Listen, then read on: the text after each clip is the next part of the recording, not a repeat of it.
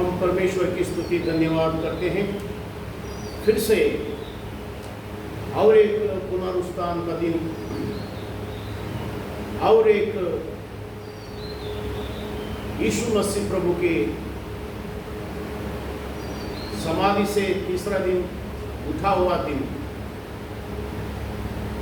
उस दिन को परमेश्वर ने ये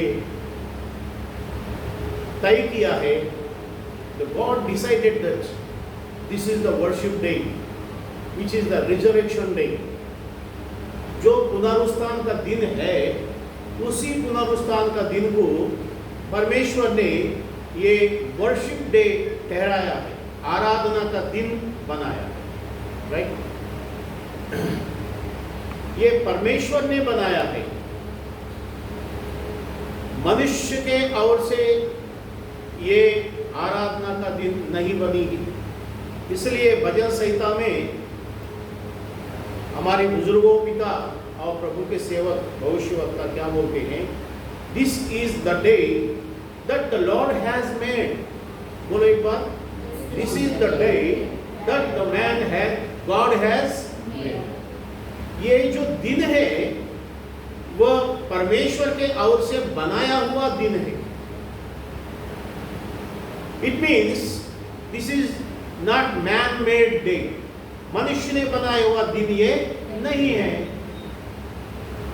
ये भविष्यवक्ताओं ने भी बताया है, और हमको प्रभु का वचन भी बताता है। इस तरह से हमने ये आराधना करने के लिए इकट्ठा होते हैं, क्योंकि we are the Lord Jesus Christ followers of worshippers. यीशु मसीह प्रभु के उनकी कदमों में चलने वाले, यानी कि उनकी आज्ञा के मुताबिक हम करने वाले कहलाते हैं। हमको मसीह लोग, यानी कि यीशु मसीह प्रभु के वचन के मुताबिक, हम उनकी आज्ञा के मुताबिक हम वो उपासना, वो भजन, वो आराधना करने वाले हैं। हम आज 25 तारीख मई महीना 2025वां साल में हम लोग हैं। हम धन्य है, we are the blessed people, क्योंकि हम आज स्वस्थ है, बिना कोई बीमारी के, बिना कोई शैतान के बंधनों में फंसे हुए हैं। We are the redeemed people. हम जो है मुक्ति पाया हुआ लोग, मुक्ति पाया हुआ। कोई बंधन हमको प्रभु के पास आने से रोक नहीं सकता है। कोई बंधन, कोई ताकत, कोई पीड़ा हमको प्रभु के पास आने के लिए रोक नहीं सकता है। यह साबित हुआ। हम प्रभु को धन्यवाद देते हैं। हम प्रभु को इस बात के लिए धन्यवाद देते हैं कि हम शैतान का उस योजना जो है, शैतान का वो जो चाल है, जो हमको रोकने की प्रयास करती है, हमको हमारा विश्वास को भंग करने की प्रयास करता है, उसको हमने जीत लिया। This is the proof, this is the evidence that we are attended in the worship of Lord Jesus Christ. यही है सबूत। हम इस बात को हम अपने आप को, खुद के जीवन में, हमारे खुद के परिवार में, हम अपनी कलीसिया में ये इस तरह का गवाही देते हुए हम परमेश्वर की आराधना करते हैं। इस तरह का आराधना करने वालों में से एक, ये प्रेरितों का किताब 8वां अध्याय में अभी हम वचन पढ़े थे, हमारे बीच में ब्रदर मोजेस पढ़कर सुनाया है। इस तरह से हर कोई पढ़कर सुनाना जरूरी है, क्योंकि पवित्र वचन ये बताता है आराधना करने वाला जो भी है, उस कलीसिया में से कुछ ब्रदर लोगों को ऐसा करना चाहिए कि वे ब्रदर लोग जो है कि एक एक पार्ट, एक एक भाग हिस्सा लेना चाहिए। क्या लेना चाहिए? हिस्सा लेना। हिस्सा मीन्स वो एक पार्ट लेना चाहिए। क्योंकि हम प्रभु यीशु मसीह के आज्ञा के मुताबिक बपतिस्मा लेकर हमने क्या किया, प्रभु यीशु मसीह के शरीर में जोड़ा गया है। इसलिए अवश्य है कि हमको प्रभु के कार्य में एक भाग लेना चाहिए। We must take a part of the worship. How many parts in the worship? कितना आराधना में कितना भाग है, सबसे पहले ये मालूम करना चाहिए। आराधना उसको कहते हैं जो शुरुआत की प्रार्थना होता है और उसके बाद गीत गाया जाता है। वो गीत भी कैसा गाया जाता है, जो यीशु मसीह प्रभु हम लोगों को मुक्ति देने के लिए, नरक से छुटकारा देने के लिए, हम लोगों को किस तरह से प्रभु यीशु मसीह हमारी अपराध और पापों को क्षमा करने के लिए, हमको पवित्र बनाने के लिए, हम लोगों को शुद्ध करने के लिए, हमको बिन पापी का जिंदगी देने के लिए, एक पाक जिंदगी हमको देने के लिए परमेश्वर ने प्रभु यीशु मसीह को इस दुनिया में भेजा। और प्रभु यीशु मसीह के बलिदान के जरिए, प्रभु यीशु मसीह की घायल होने के जरिए, प्रभु यीशु मसीह की प्राण देते हुए, प्रभु यीशु मसीह की समाधि किया जाते, यानी कब्र में गाड़ दिया जाते, और तीसरा दिन यीशु मसीह प्रभु फिर से जिंदा हो जाते। इस तरह का वचन हम लोगों को परमेश्वर ने समझाया है। हम मुक्ति पाने का इसका मतलब है कि हमको परमेश्वर के पाप की क्षमा, परमेश्वर ने जो पाप की क्षमा का योजना बनाई थी, what is the plan of redemption, पाप से मुक्ति होकर हम छुटकारा पाने के लिए परमेश्वर ने क्या योजना बनाई थी। हमको विश्वास करना चाहिए कि परमेश्वर के पास एक योजना है।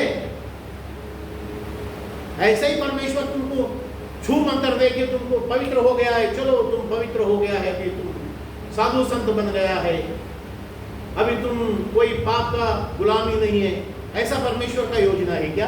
पवित्र बाइबल क्या बताता है? परमेश्वर ने एक प्लान बनाया है, एक योजना बनाई थी। जब परमेश्वर ने अपने स्वरूप से, अपने खुद की इमेज से परमेश्वर ने मनुष्य को बनाई थी, और उस मनुष्य के साथ परमेश्वर हमेशा रोज आके, उत्पत्ति की किताब 2 अध्याय में, the book of Genesis chapter 2 में ये लिखा गया है कि परमेश्वर every day evening God fellowshipping with that Adam and Eve, ऐसा पवित्र बाइबल में लिखा है। रोज आना परमेश्वर उनको सिखाना, यानी कि मनुष्य आदम और हव्वा को, इस धरती के ऊपर जीने वाला प्राणी मनुष्य के, जिसको कहते हैं नर अवतार, नर यानी कि मनुष्य, ह्यूमन, जिसको इंग्लिश में ह्यूमन कहते हैं, इस नर अवतार लेके जिंदा रहने वाले इस धरती के ऊपर मनुष्य को परमेश्वर के पास से सीखना अवश्य है। क्या अवश्य है? सीखना। That we have to learn by God. परमेश्वर के ओर से सीखना जरूरी है। हम सब सीखते हैं इस दुनिया में।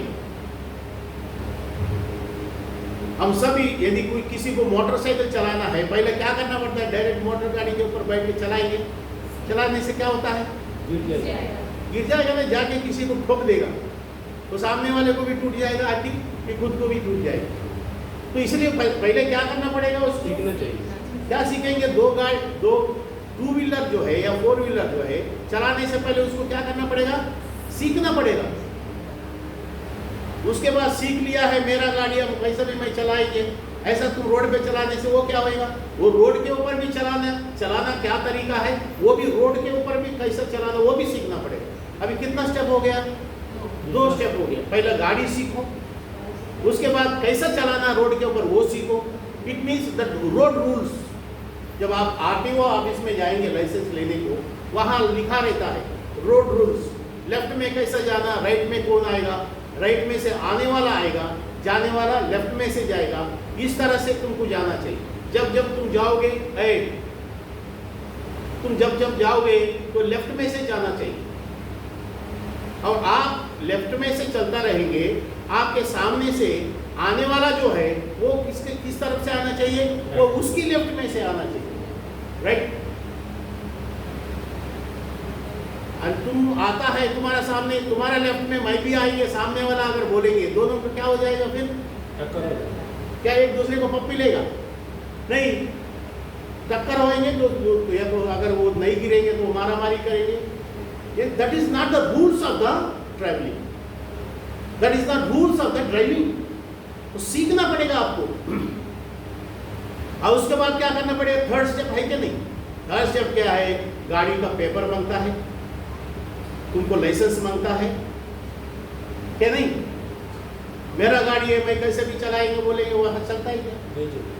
देखो, इस एग्जाम्पल इसलिए हमको सीखना पड़ता है कि हमको भी हमारा मंजिल पहुंचने के लिए, मनुष्य को थोड़े दिन का जिंदगी इस धरती के ऊपर है, हम अपनी मंजिल पहुंचने के लिए इस शरीर को जब छोड़ देते हैं, हम शरीर के अंदर जो हम रहते हैं, हम यानी कि हम आत्मा से बात करते हैं, आत्मा से जीते हैं, हम इस जब शरीर को छोड़ देते हैं, पवित्र बाइबल का भाषा यानी परमेश्वर की भाषा इस तरह से बताता है कि हम प्राणी जो है, ये प्राणी को एक संभल के रहने के लिए परमेश्वर ने एक शरीर बनाया है। इस शरीर नाम का जो तंबू है, इंग्लिश में टेंट कहते हैं, इस तंबू में ये मनुष्य तुम रहेगा, यानी कि आत्मा से रहेगा, प्राण होके रहेगा। यानी कि जब हमको परमेश्वर के पास जाना है, इस शरीर को, तंबू को छोड़ देना अवश्य है। और ये तंबू में कितना दिन रहेंगे? थोड़े ही दिन के लिए।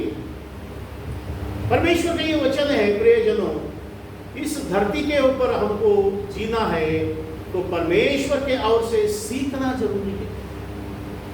तो आइए हम अपनी पवित्र बाइबल के भाषा, आज के संदेश में हिंदी भाषा में सिखाया है कि प्रेरितों का कृत्य उसकी 8वां अध्याय उसकी 26 वचन में से जब हम देखते हैं, यानी कि हर रविवार की आराधना में शुरुआत की प्रार्थना हम लोग ने ध्यान किया, उसके बाद परमेश्वर की गीत गाना, जिस तरह से तुमको मुक्ति मिला है, परमेश्वर ने तुमको हारने नहीं दिया, जीतने को दिया प्रभु ने।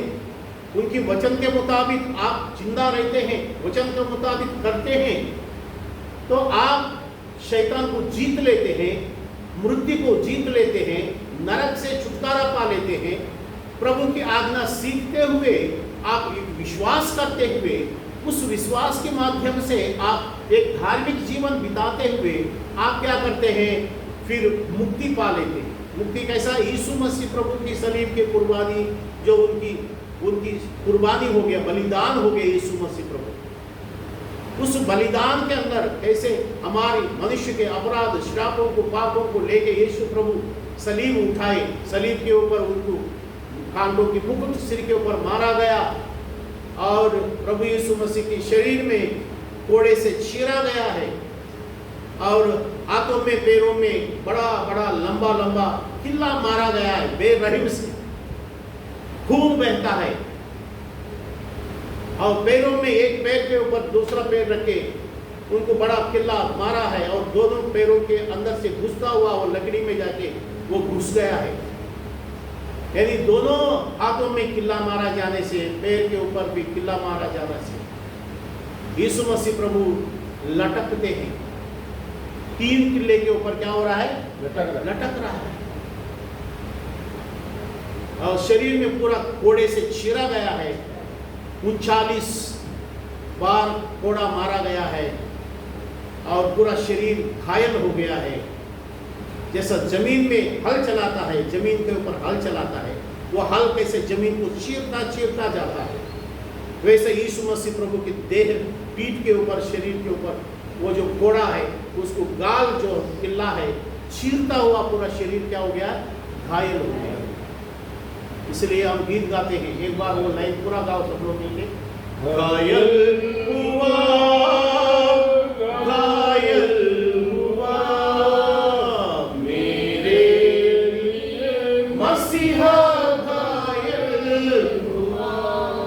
बस ये गीत बहुत बड़ा लंबा है। ये गीत इसलिए गाते हैं, हम उस प्रभु यीशु मसीह की सलीब के ऊपर जो बलिदान हो गया है, जैसा ताड़ना उठाया है यीशु मसीह प्रभु, जैसा दर्द उठाया है, जैसा पीड़ा उठाया है, जैसा आंसू बहाया है प्रभु यीशु मसीह, उसको हम यहाँ क्या करते हैं? हम यहाँ स्मरण करते हैं। हम यहाँ क्या करते हैं? आराधना में स्मरण करते हैं। आज के 2025 साल के पहले उस यरूशलेम देश के पहाड़ के ऊपर दो चोरों, दो अपराधियों के बीच में यीशु प्रभु जिस तरह से मनुष्य के अपराध, मनुष्य के पापों के लिए, मनुष्य के पापों की क्षमा के लिए यीशु क्रिस्त प्रभु कैसे सलीब के ऊपर उसने ताड़ना उठाई, दर्द उठाई, ये सब उनकी किए हुए पापों की सजा है क्या? ये यीशु मसीह प्रभु उनकी खुद की किया हुआ पापों की सजा है क्या ये सलीब की ताड़ना? फिर किसके लिए? हमको ये बोलना चाहिए, ये कबूल करना चाहिए, मेरे लिए। हम गीत गाया है ना, घायल हुआ, घायल हुआ, हाँ, मेरे लिए। ये शब्द जो है पवित्र बाइबल बताता है कि मनुष्य के अपराधों से, पापों से छुटकारा, नरक से छुटकारा देने के लिए परमेश्वर ने ये पापों की क्षमा के लिए बलिदान जो है, परमेश्वर ने एक योजना रची थी। The God has made this plan of redemption. कौन बोलता है तुम अपनी खुद की मुक्ति तुम खुद कर सकते हैं? एक पास्टर जी ने उनके पास आया हुआ व्यक्ति लोगों को बोलता है, तुम्हारा घर के अंदर, यानी वो लोग ने पूछा, पास्टर जी हम कितना भी कमाता है हमको कुछ बरकत नहीं हो रहा है, हमारा घर के अंदर बरकत होने के लिए, बरकत यानी बहुत बड़ा, हाँ, हमको दिन ब दिन आगे बढ़ना चाहिए। आज समझो 10,000 है, हमारा पास 1 लाख रुपए बनना चाहिए। इस तरह का हमारा जिंदगी में बरकत तो होना मांगता है, उसके लिए क्या करना चाहिए? पास्टर जी क्या बोले, देखो तुम्हारा घर के अंदर बहुत बड़ा पन्नू लगी है, मैं क्या करता हूँ, ये कुछ प्रार्थना करके देंगे, तुम्हारा घर का चारों बाजू में उसको घुमा के लगाओ। ठीक है बोला पास्टर जी देव। फिर पास्टर ने क्या किया, अपना चूल्हा के अंदर वो राख रहता है, राख चूल्हा के अंदर क्या रहता है, चूल्हा जलाने के बाद में क्या होता है, वो राख जो है अच्छे से निकाला और उसको प्रार्थना किया है। चर्च में आए हुआ लोगों को बोलते इतना गट्टी बना के दिया, बोलता है ये जाके तुम्हारा घर के चारों बाजू में ये लगाओ ऐसा।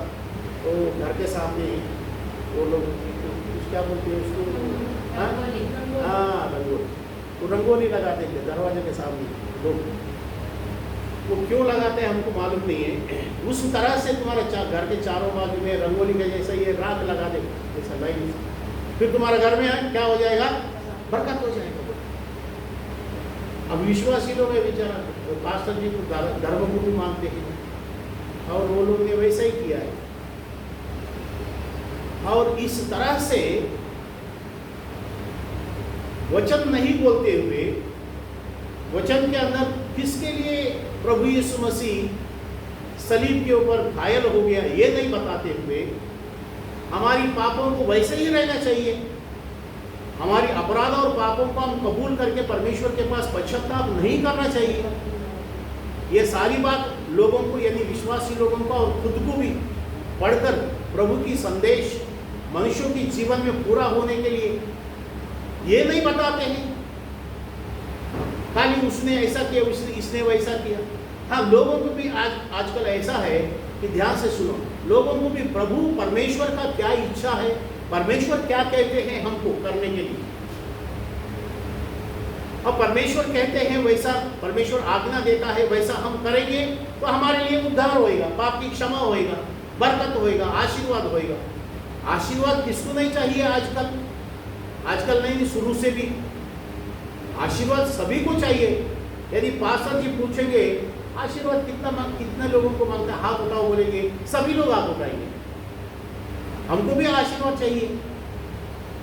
लेकिन परमेश्वर जो बोलते हैं आशीष पाने के लिए, सबसे आशीष क्या है, परमेश्वर के अंदर बने रहना, ये बड़ी बात।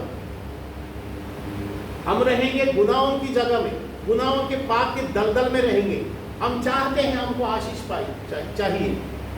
ये हो सकता है क्या? नहीं। क्या आजकल सभी लोगों को ऐसा ही है? जेम्स पास्टर जिस चर्च में पास्टर है और उनकी चर्च में नहीं जाने का, क्योंकि वो हमेशा वचन सिखाते हैं। हमको ये तकलीफ है, हमको वचन भी नहीं सीखना है, हमको आशीर्वाद भी मांगना है। आजकल ऐसा चाहते हैं लोग, थोड़े लोग नहीं, सभी लोग यही चाहते हैं।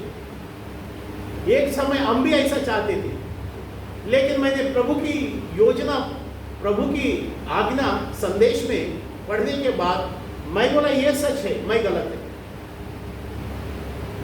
इस तरह से परमेश्वर की क्या आज्ञा है हमको डेली आके सीखना, क्योंकि हम मनुष्य हैं प्रियजनों, हम थोड़े दिन इस दुनिया में रहने वाला मनुष्य है। इसलिए परमेश्वर क्या किया है, एक बार आदम और हव्वा को बना के एदेन बाग में छोड़ दिया और परमेश्वर ने ये बोल दिया कि तुम ये फल नहीं खाना और ये सारी फल आप खा सकते हैं।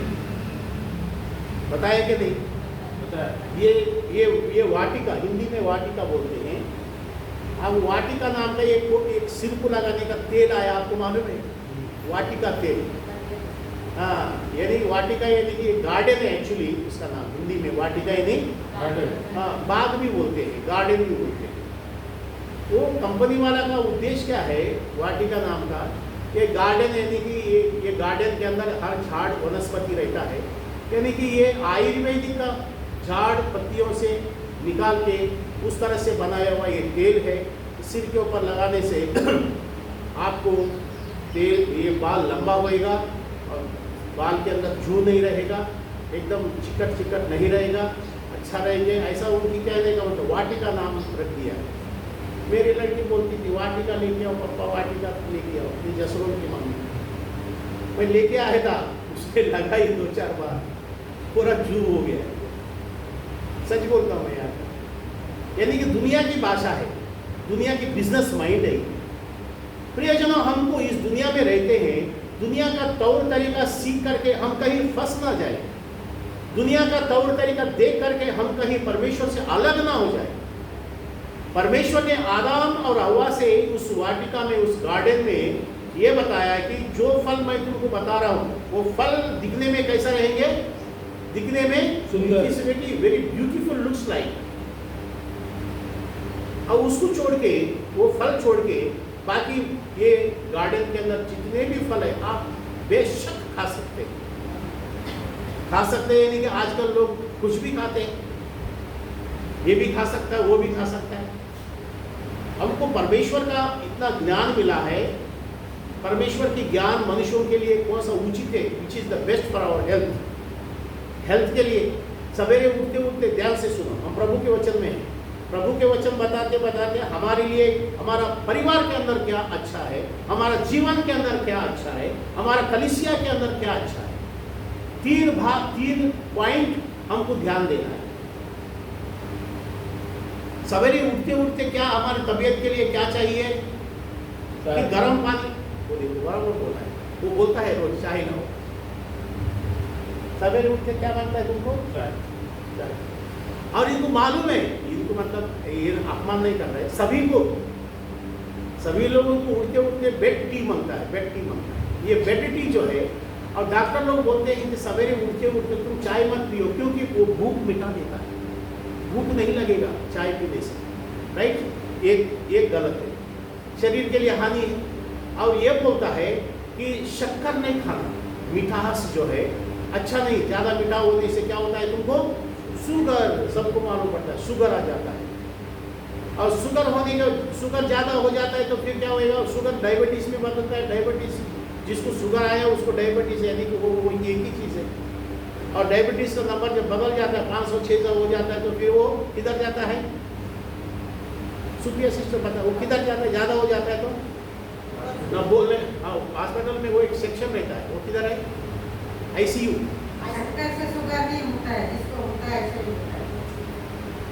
हाँ जी, ज़्यादा हो जाता है फिर ICU में जाता है। ICU में जाने के बाद फिर वो बात नहीं करता है, मेहमान लोग सब लोग जाएंगे, फिर रोते रोते रहेंगे, 2-3 दिन रोएंगे, चौथा दिन तीसरा दिन जो है और अच्छा, हम लोगों को जैसा ये पवित्र बाइबल बताता है वैसे मेडिसिन के लिए डॉक्टर लोग भी ये क्या बताते हैं, ध्यान से सुनिए, वचन सीखते हैं। क्या बताते हैं? 1 चम्मच का शक्कर जो है, अभी मैं चाय पीना बंद कर दिया, ये लोगों को सबको बोलिए मैं चाय नहीं पीता और पानी पीता है, गर्म पानी पीता है, और 1 चम्मच का शक्कर जो है आप हमारे शरीर में गया, 1 चम्मच इतना शक्कर हमारा चाय के जरिए जाने दो, दूध के जरिए जाने दो, और किसका भी चम्मच शक्कर जाते हैं, वो शक्कर कभी पिघल जाएगी मालूम है?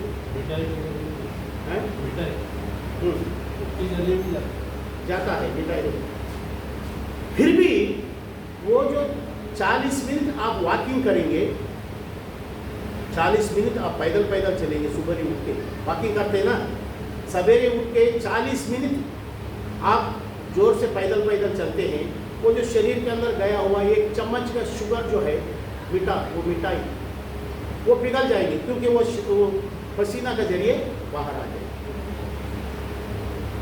अब कितना शक्कर हम खाते हैं, कितना चम्मच डाल के खाते हैं, थोड़ा भी शक्कर कम हुआ ना चिल्लाते हैं, ए कौन बनाया चाय, ए कौन बनाया कॉफी, शक्कर नहीं इसमें, शक्कर रहता है फिर भी उसको मांगता है उतना शक्कर नहीं रहेगा, और डाल के और डाल, तो कितना 40 मिनट आपको सुबह वॉकिंग करना पड़ेगा 1 चम्मच का शक्कर पिघल जाने के लिए, पसीना होके शरीर में से बाहर आने के लिए, वो पिघल जाने के लिए कितना, 1 चम्मच का कितना बोला अभी 40 मिनट, बताते नहीं आप कितना मिनट चलना पड़ेगा, 1 चम्मच शक्कर पिघल जाने के लिए। फिर कितना चम्मच खाते हैं हम दिन भर में, कितना चाय पीते हैं, कितना चम्मच शक्कर अंदर जाता है, क्या वो बीमारी नहीं आएंगे? तो वो मना करते हैं तो हमारा मर्जी है, हम कितना भी खाएंगे कितना भी पिएंगे, लोग ऐसा बोलते। तो उसकी अपनी मर्जी से, यानी कि नियम को छोड़ के, आज्ञा को छोड़ के, परमेश्वर की आज्ञा को छोड़ के जब हम जीते हैं, हमारा जीवन में एक आशीष कैसे मिलेगी? और अब नियम को छोड़ के शक्कर खाते रहेंगे या तो अब डॉक्टर लोग, आज मैं एक बार मेरे को बॉडी में वेट ज़्यादा हो गया करके बीच में टेस्ट कराए थे, डॉक्टर के पास गए, डॉक्टर बोला तुम इधर उधर 3,500 रुपये हो गया ब्लड टेस्ट कराने के। मेरे को एक डॉक्टर बताया कि आप इतना पैसा क्यों खर्च करते हैं, बिना पैसा खर्च करते हार्ट तुम्हारा, ये जो दिल है हार्ट, वो हार्ट कमजोर हो गया क्या, हार्ट सही है तुम्हारा, बराबर है कि नहीं, वो कमजोर हो गया क्या, बराबर है क्या, सही है, हार्ट सिचुएशन इज गुड और इट्स बिकम बैड, तुमको मालूम करने के लिए बिना पैसा का एक तरीका है।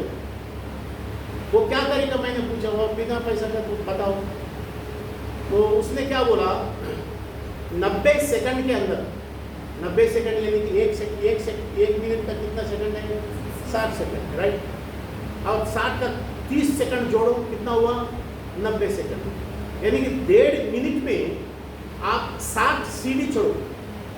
आपके घर में सीढ़ी है क्या?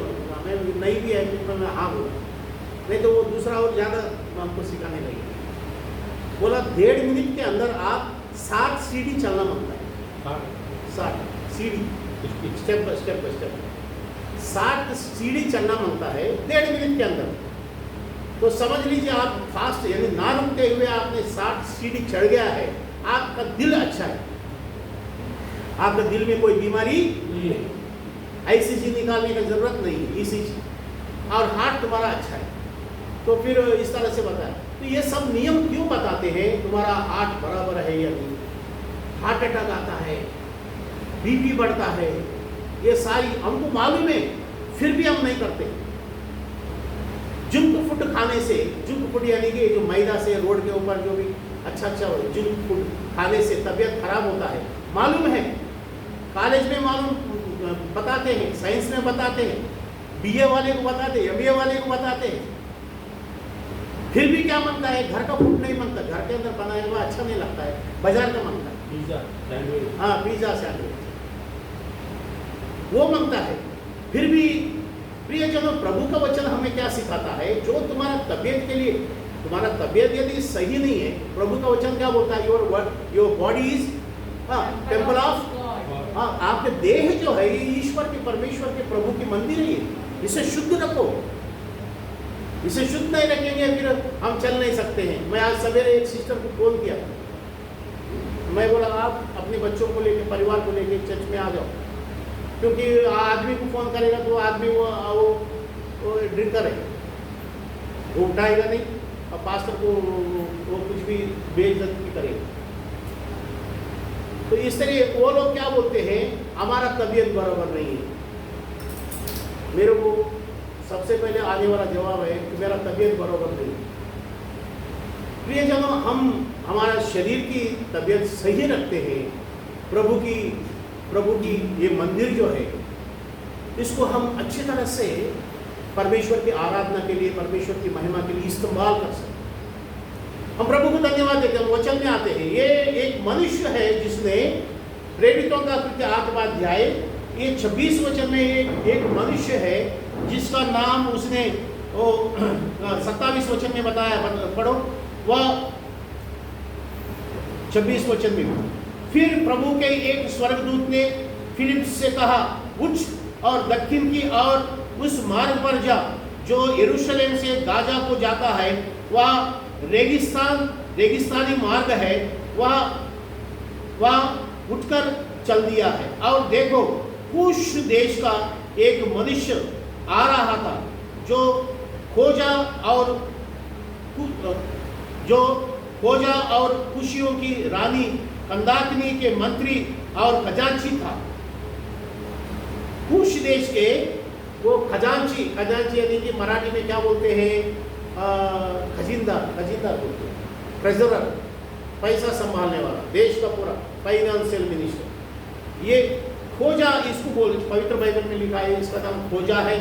यानी कि ये जो है वचन में लिखा है वो क्या लिखा है, देखो ये आराधना करने को यरूशलेम आया था। कहां से आया था? कुश देश से वहां आराधना करने के लिए यरूशलेम आया था। प्रियजनों, यहाँ ये वचन इसलिए ध्यान करते हैं, हम सभी लोग आराधना करने के लिए आए। हम सब के लिए काय के लिए आया, हम आराधना करने, यही मकसद है हमारा। दर रविवार को आराधना करना है। परमेश्वर ने बताया आराधना करो, आराधना करना है। और जो परमेश्वर ने बताया है, और आदम और हव्वा को भी बताया है कि ये सारी फल खा सकते हैं और वो फल नहीं खा सकते हैं। जो मना किया है वो मना किया है। और हम लोगों को भी माता पिता ये चीज नहीं खाना, ये काम नहीं करना। बच्चे लोग क्या बोलते हैं आजकल, हम यही काम करेंगे जो हमको अच्छा लगता है और नहीं करने को देंगे। एक सिस्टर हमको बोलती है, मेरा बेटा है मास्टर जी, हम पैसा मांगता है, वो जरूरत पड़ेगा तो हम पैसा देते हैं, और जो चीज़ अवश्य है, जरूरी है खाने के लिए पैसा देते हैं, या कपड़ा खरीदने के लिए पैसा देते हैं, या तो हम लेके आते हैं। वो जब नहीं देते हैं वो क्या करते हैं मालूम है, दीवार के पास जाते हैं, ये सारा इधर धड़ा धड़ा धड़ा ऐसा मार के लेते। अब कोई माता पिता ऐसा है कि बच्चे सर दीवार को लेके मार के लेता है, वो देख नहीं सकता है, अरे बाबा आ जाओ मैं पैसा देता, क्योंकि नहीं तो ये सिर टूट जाएंगे। ऐसा करते हैं कि नहीं? बोर्ड में उंगली भी डालते हैं करंट बोर्ड में। हाँ, देखा बच्चे लोग भी, ये लाइट वाला आदमी है, इसको ज़्यादा मालूम है। ऐसा भी बच्चे लोग देखा, फिर वो तुम पैसा नहीं देंगे, हम मेरा उंगली ले जाके इसमें डाल देंगे। टेस्टर डालने वाला जगह में उंगली डालता है, फिर वो पकड़ लेंगे। इसके लिए शटर वाला भी दिया सॉकेट। हाँ, ऐसा सिस्टम आया। आप उंगली डालेगा तो भी करंट नहीं मारेगा, उंगली डालेगा तो उसको जाएगा नहीं ना, उंगली शटर लगेगा। हाँ, वो प्लग डालेगा तभी खुलेगा वो शटर। इसका मतलब उंगली डालने के लिए सिस्टम बनाया कि बाबा माता पिता के सामने उंगली डाल के धमकी देके पैसा लेके, ऐसा सिस्टम नहीं बनाने के लिए, रोकने के लिए एक सिस्टम बनाया शटर वाला सॉकेट। हाँ, तो इस तरह से कभी मना करेंगे, रात को घर पे नहीं आएंगे, हम नहीं आते, चल घर पे नहीं आते, घर से भाग जाएंगे, ये भी एक सिस्टम है। तो हमको मेरा कहने से नहीं मानते ना माता पिता, हम घर पे नहीं आते, भाग जाएंगे हम किधर। फिर माता पिता वो जो बोलेंगे, लड़का लोग लड़की लोग जो बोलेंगे माता पिता वही करना चाहिए, नहीं तो हम नहीं आएंगे घर पे। प्रियजनों, हमारा मर्जी है, मैंने एक बार वो मोबाइल में एक न्यूज़ पढ़ा था, हम वचन सुनते हैं, ध्यान से सुनते। वो न्यूज़ में एक पुलिस वाला, ट्रैफिक पुलिस ने क्या किया है, उसको रोका है, एक आदमी को रोका, उसके पास कुछ कागज नहीं है, कुछ नहीं, और पकड़ा, उसने वो फाइन डाला तो बोलते हैं फाइन मेरा गाड़ी है, मैं चलाता है, फाइन तुमको क्यों भरना है। इस तरह से, यानी कि उसका पीछे का गाड़ी में क्या लिखा है, पीछे का गाड़ी में लिखते हैं ना, अपने बच्चों का नाम लिखता है कोई, या तो कोई ये माता वो माता लिखता है, उस पीछे का गाड़ी में वो दिखाता है फोटो, वीडियो वाला क्या दिखाया, नो रूल्स ऐसा दिखाया। तो नो रूल्स मतलब हमको कोई कायदा नहीं है, हमारा मर्जी है। अब नो रूल्स लिखा तो ट्रैफिक वाला और पकड़ा, जाने देने वाला ट्रैफिक वाला भी पकड़ते, फिर उसको पूछा तो फिर फाइन ना। अभी हमारा फर्ज क्या है, तुम्हारा पास लाइसेंस नहीं है, कागज नहीं है, और पुलिस ने पकड़ा तो उसको बोलना चाहिए कि बाबा गलती से आ गया है, हमको मालूम नहीं था, ये शहर में हम नया आया है, समझ लीजिए उल्लासनगर से बदलापुर आया, हम बदलापुर कभी नहीं आएगा साहब जी, और ये रॉन्ग रूट में आ गया, या तो लाइसेंस नहीं है, तरीका से बात करो। तुम तरीका से बात करने के बावजूद भी वो पुलिस अपना वो फाइन लिखेगा ही लिखेगा, फाइन भरना ही पड़ेगा। मैं ऐसा 2-3 बार 3 बार मेरे को पकड़ा, मैं बोला मेरा बेटा है, पुलिस इंस्पेक्टर है, हमको छोड़ दो,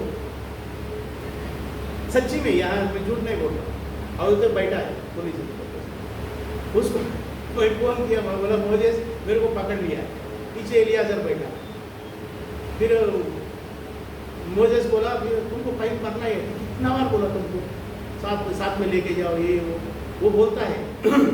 कभी कभी इंसान से गलत होने के बाद अभी मैं उधर ट्रैफिक पुलिस को ये बोलूँ क्या, मेरा बेटा इंस्पेक्टर है, हम छोड़ दो, हम नहीं भरेंगे, ऐसा बोलेंगे, चलता है क्या? कानून है। तो तुम्हारा बेटा इंस्पेक्टर है तो क्या भाई, तो तुम्हारा गाड़ी मैं चलाऊँ क्या, तुमको पीछे बिठा के मैं चलाऊँ, वो बोलता है, कितना भाषण देता। प्रियजनों, वो जो फाइन तो हमको भरना ही है, यानी कि परमेश्वर का आज्ञा, ये सब क्यों बताते हैं कि हमसे जब गलती हो जाता है, हमारा गलतियों को सुधारने के लिए परमेश्वर हमको सिखाता है। हमारा गलती को यानी पाप का गलती कैसे सुधारने के लिए परमेश्वर उस एदेन बाग में आने का, हव्वा और आदम से भी बातें करने का, और दररोज शाम को संध्याकाली और प्रभु वहाँ आके बातें करने का। बात करने का मतलब क्या, प्रभु परमेश्वर स्वर्ग से आके एदेन बाग में हव्वा आदम के पास क्या इस दुनिया का बात करते थे क्या? परमेश्वर प्रभु जो है, प्रभु की बात करेंगे, कलीसिया की बात करेंगे। कलीसिया में लोग जो है, और ये खोजा नाम के आदमी जो है, ये आराधना करने के लिए कुश देश का एक मनुष्य आ रहा था, और जो खोजा और कुशियों की रानी कंदाकिनी के मंत्री और खजांची था।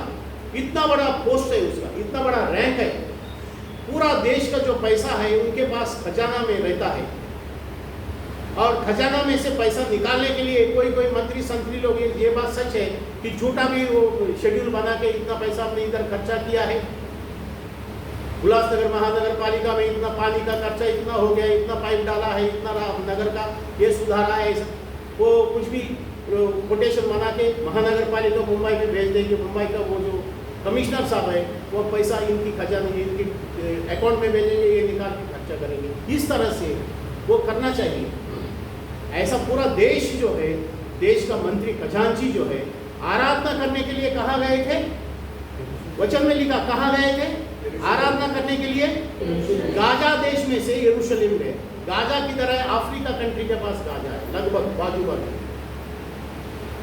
यरूशलेम देश में। अब ये जो पट्टी है यहाँ हम ये देखते हैं, ये प्लान है इधर, ये देखो प्लान, जैसा इंडिया का वो मैप रहता है वैसा ये प्लान में लिखा है कि गाजा देश जो है वो यरूशलेम देश के बीच में 400 किलोमीटर, कितना किलोमीटर है? 400। हम माइकी के लिए, सीखने के लिए, मालूम करने के लिए सब बताना पड़ता है। हम ऐसे ही है, सेवक है, वैसे आके वचन बोल दिया, प्रार्थना कर दिया, चले जाओ, ऐसा बोलेंगे, ये सही नहीं है। ऐसा नहीं संदेश बताया जाता है। संदेश प्रभु परमेश्वर का संदेश बताना है, उसको खुलासा करके सभी लोगों को मालूमात सीखने जैसा, ज्ञान प्राप्त होने जैसा वो संदेश देना चाहिए।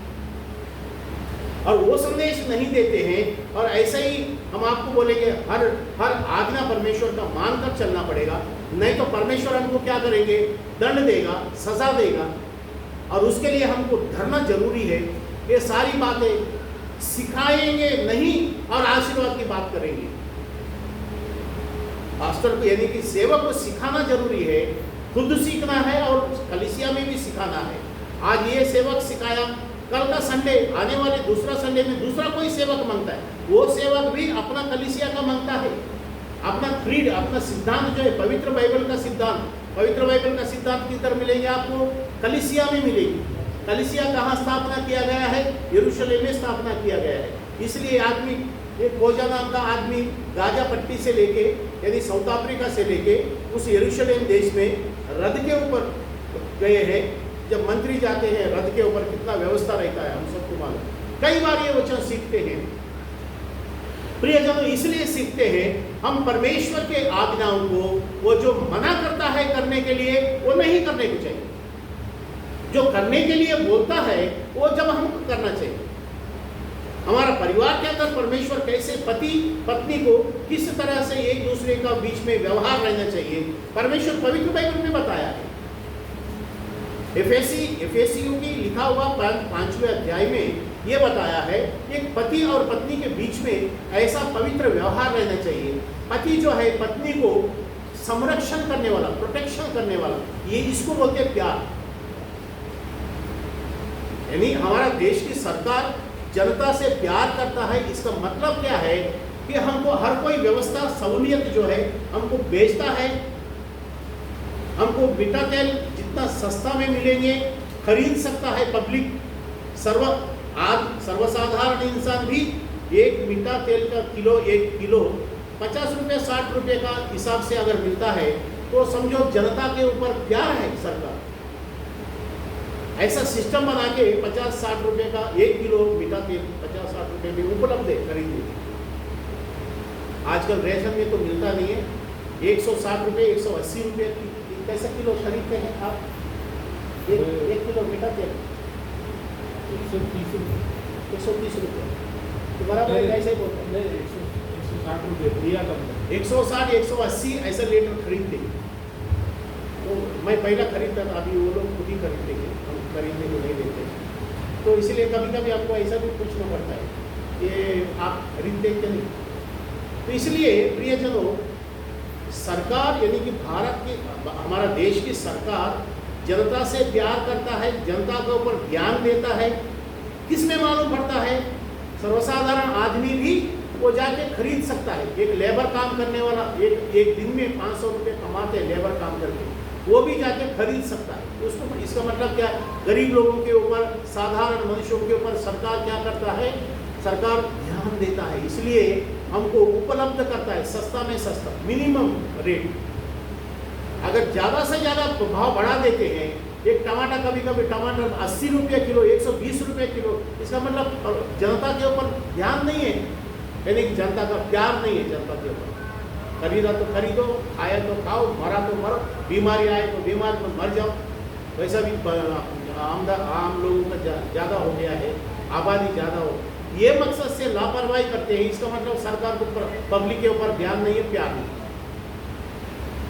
लेकिन परमेश्वर जो है मनुष्य को प्यार करता है, मनुष्य को नाश नहीं होने को देता है। ये सारी व्यवस्था इसलिए है कि परमेश्वर मनुष्य को परमेश्वर का आशीर्वाद पहुंचाने जैसा, परमेश्वर की आशीष, परमेश्वर की स्वर्ग की शांति मनुष्य के जीवन में पहुंचाने जैसा परमेश्वर क्या करता है? एक कलीसिया स्थापना किया है। वो कलीसिया यरूशलेम में स्थापना किया है। उस कलीसिया में परमेश्वर की उपस्थिति है। प्रेरितों का कृत्य 2 अध्याय 42 वचन में हम लोग पढ़ते हैं। प्रेरितों का कृत्य the book of Acts chapter 2 verse 42 में क्या पढ़ते हैं? जितने भी लोग 3000 लोग बपतिस्मा लिया है। कितने लोग लिया है? 3000 लोग बपतिस्मा लिया है। और सभी लोग ने अपने अपने घरों के अंदर अपने अपनी इच्छा के अनुसार कैसा भी रह सकता है, कैसा भी प्रार्थना कर सकता है, कैसा भी वो लोग नियम से प्रार्थना कर सकते, ऐसा है क्या? नहीं। उसमें क्या लिखा है? प्रेरितों का शिक्षा के अनुसार आराधना करते हैं। वो वचन निकाला हो तो पढ़ो एक बार। निकाला क्या? 42 वचन में क्या नहीं निकाला? फिर क्या आप क्या निकाल के पढ़ रहे थे? 42 वचन, प्रेरितों का दूसरा अध्याय 42 वचन। वे लोग कैसे आराधना करते थे? और वे प्रेरितों से शिक्षा पाने, हाँ, वो और वचन संगति रखने, प्रेरितों से शिक्षा पाने के लिए और संगति रखने, हाँ, और रोटी तोड़ने के लिए, और प्रार्थना करने में हाँ, प्रार्थना, हाँ, इस ऐसी चीजों में इस तरह का जो तरीका है आराधना करने का, प्रियजन, और प्रभु का सेवक कलीसिया में है, प्रभु का सेवक अपनी मर्जी से आराधना चलाना, मर्जी से सिखाना, वैसा नहीं है, वो गलती है।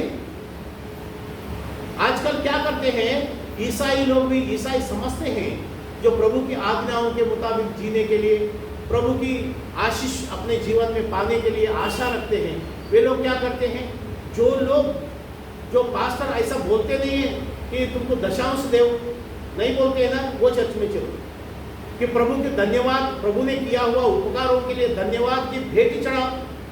परमेश्वर ने तुमको पहला 10,000 20,000 पगार देते थे, अभी तुमको 50,000 पगार मिल रहा है, धन्यवाद की भेंट चढ़ाओ, क्योंकि हमारा पुरखों ने इस तरह से किया, आपके परिवार में, आपके जीवन में आशीष मिलेंगे, ऐसा वचन निकाल के बताते हैं। वो पास्टर के पास नहीं जाना, जो नहीं सिखाते हैं उनके पास चलो, क्योंकि वो क्या करते हैं, एक कोपरे का तेल का वाटी देते हैं 20 रुपए में, ये लेके जाओ, एक रुमाल देता है, ये रुमाल आप लेके जाओ, ये प्रार्थना किया हुआ रुमाल है, हैंड रुमाल, ये कोपरे का तेल का वाटी का वो कुप्पी है, ये लेके जाओ, ये प्रार्थना करके दिया है, तुम्हारा घर के अंदर आशीर्वाद आ जाएगा।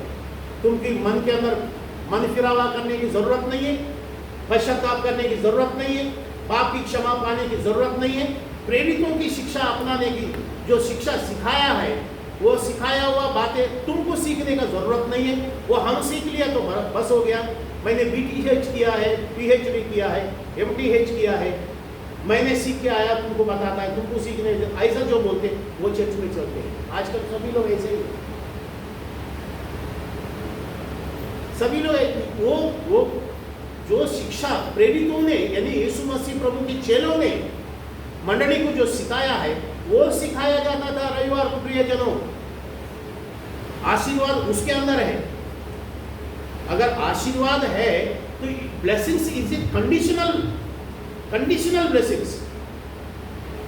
आपको कोई कंपनी का एडवर्टाइजमेंट आता है, आपको ये उपलब्ध मिलेंगे, वो भी उपलब्ध मिलेंगे, नीचे ब्रैकेट में लिखेंगे कंडीशनल इज देयर, हाँ, कंडीशन के हिसाब से मिलेंगे। अब प्रभु के वचन में हम क्या देखते हैं, दूसरा राजाओं की किताब 5वां अध्याय में, दूसरा राजाओं की किताब 5वां अध्याय में एक बार हम क्या पढ़ते हैं, वहां नयमान नाम का एक कोड़ी बीमारी सेनापति, एक सेनापति है, कोड़ी बीमारी है उसको, पूरा सर से लेके पांव तक कोड़ी बीमारी, उसका नाम नयमान। और वो जो यरूशलेम को जीतने के लिए आए थे, और यरूशलेम जीतने के लिए आए थे, यरूशलेम में से जीतने के बाद में कुछ लोगों को, जवान लोगों को काम करने के लिए, गुलामी बनाने के लिए लेके आया उसका राजा। युद्ध किया इसने, नयमान ने युद्ध किया, इसको कोड़ी बीमारी है। वो जब बंदी बना के लेके जाते हैं, एक छोटा सा ये जेम्स का जैसा, जेम्स खड़ा रहो एक बार, ये देखो इतना सा लड़की को भी वो लोग लेके गए, शायद उस युद्ध के अंदर, उस युद्ध, जब युद्ध होता है, लोग इधर उधर भागते हैं, कोई तलवार लग जाता है, किसी का तीर लग जाता है युद्ध में, किसी को मार लग जाता है, कोई मर जाता है, इससे अच्छा लोग भागते हैं इधर उधर। और आजकल का युद्ध होते हैं, बम गिरता है, वो बम गिरने से पहले हमको बोलते हैं सब लाइट बंद करके रखो, नहीं तो तुम्हारा लाइट देके वो उधर बम छोड़ेंगे लोग। ऐसा पब्लिक को त्रास क्यों देते हैं आप? पब्लिक को त्रास, तकलीफ देने वाला वो व्यवहार ही मत करो आप। शांति, देश के अंदर शांति कायम रहने वाला व्यवहार करो, लोगों को बिठा के बात करो, बिना युद्ध की बात करो। तुम मन के अंदर दूसरा कुछ कपट रख के उसको मारने का, उसको बम डालने का, ये इस तरह का युद्ध मत करो। ऐसा पब्लिक देश चाहता है, बहुत से लोग सजेशन देते हैं, ठीक है, वो बात अलग है। यहाँ हम दूसरा राज, पवित्र बाइबल के अंदर दूसरा राजाओं की किताब है 5वां अध्याय में, यहाँ नयमान नाम का एक कोड़ी बीमारी आदमी है। ये लोग यरूशलेम देश में जाके युद्ध करके आते समय कुछ लोगों को बंदी बना के लाया, उसमें से एक लड़की भी है। और वो लड़की बंदी बना के आने के बाद में उस सेनापति नयमान से बताता है, यानी कि रोज वो घर के अंदर काम करता है, तो लड़की को लेके आए तो रानी लोगों के पास, राजा का पत्नी, राजा का बच्चे, उन लोगों के पास सेवा करने के लिए उनको रखा है। वो लड़की क्या किया, बचपन से वे लोग 8 वर्ष उम्र से परमेश्वर का आज्ञा सीखते हैं, परमेश्वर का भयभीति में रहते हैं, प्रार्थना करने वाला बच्चे रहते हैं। वो लड़की ने क्या बताई, हमारा देश में परमेश्वर के सेवक रहते हैं। नयमान जी, वो अंकल भी बोला हुआ है, उस समय इंग्लिश नहीं है तो उनकी देश में वो भाषा में बोला हुआ है, चाचा जी बोला है तो मास्टर बोला है, यानी कि स्वामी बताया होगा। क्योंकि वो लोग इज्जतदार बच्चे होते हैं, जो प्रभु का वचन सीखते हैं। वो कैसे बच्चे होते हैं, जैसे लोग किधर नहीं रहे तो क्या नहीं, प्रभु का वचन में बढ़ते हैं। वो बच्चे कैसे होते हैं, इज्जतदार बच्चे होते हैं। क्या खराब है जानते हैं, क्या अच्छा है जानता है। उनकी माता पिता अपने बच्चों को परवरिश करते समय अच्छा बातें सिखाते हैं, जिसमें मान सम्मान है वो बातें सिखाते हैं माता पिता, क्योंकि परमेश्वर के डरवाई रहते हैं। वो लड़की क्या बताए, हमारा देश के अंदर परमेश्वर के एक भक्त है जिसका नाम एलीशा है, एलाइजा इंग्लिश में, जिसका नाम एलीशा है। वो एलीशा जो है अपने चेलों को लेके परमेश्वर का आराधना करते हैं। परमेश्वर के भविष्यवक्ता क्या करते हैं, वो अकेले प्रभु से प्रार्थना नहीं करते हैं, परमेश्वर से संगति नहीं करते।